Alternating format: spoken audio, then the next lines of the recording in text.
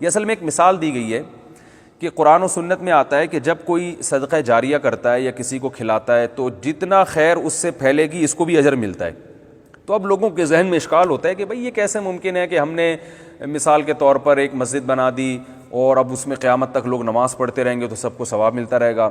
ہم نے دینی مدرسوں میں پیسے دیے, اب اس میں جو طلبہ علم حاصل کر رہے ہیں پھر اس علم سے جو خیریں پھیل رہی ہیں تو قیامت تک ہم کو ثواب ملتا رہے گا. ہم نے کسی کو کھانا کھلایا اور پھر اس سے اس کے جسم میں طاقت آئی اور اس نے کوئی اچھا کام کیا تو ہمیں بھی اس میں کچھ حصہ شامل ہو جائے گا. تو یہ گروتھ کیسے ہوتی ہے؟ تو بہت زیادہ ہو جائے گی.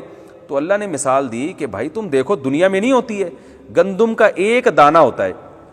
اب اگر کسی نے یہ پروسیس نہ دیکھا ہو گندم کے دانے سے پودے گندم اگتے ہوئے اور آپ اس کو بتائیں کہ یہ ایک دانہ مٹی میں ڈالیں گے اور اس سے سینکڑوں ہزاروں پیدا ہو جائیں گے تو کوئی مانے گا؟ ہم ابھی اس لیے مان رہے ہیں کہ اپنی آنکھوں سے دیکھ رہے ہیں, ورنہ ایک دانے سے کہاں سینکڑوں. خربوزے کے ایک بیج آپ زمین میں رکھتے ہیں, اس سے بیل پیدا ہوتی ہے, اس بیل میں پھر اتنے سینکڑوں خربوزے, پھر ہر خربوزے میں سینکڑوں بیج, پھر ہر بیج میں خربوزہ پیدا کرنے کی صلاحیت, اور پھر ہر خربوزے میں سینکڑوں بیج. تو وہ دیکھیں جو آدم علیہ السلام کے دور میں خربوزے کا ایک بیج ہوتا ہوگا اس سے آج کروڑوں اربوں بیج پیدا ہو گئے. تو اللہ بتا رہے ہیں کہ جو رب ایک گندم کے دانے سے زمین میں جب ڈالتے ہو اتنے سینکڑوں دانے پیدا کر سکتا ہے, تو وہ تمہارے ایک صدقات و خیرات کو وہ بیج نہیں بنا سکتا کہ تم نے 1 روپیہ دیا اور ملٹی پلائی کرتے کرتے کرتے کرتے اللہ اس کو اتنا بڑھا دے.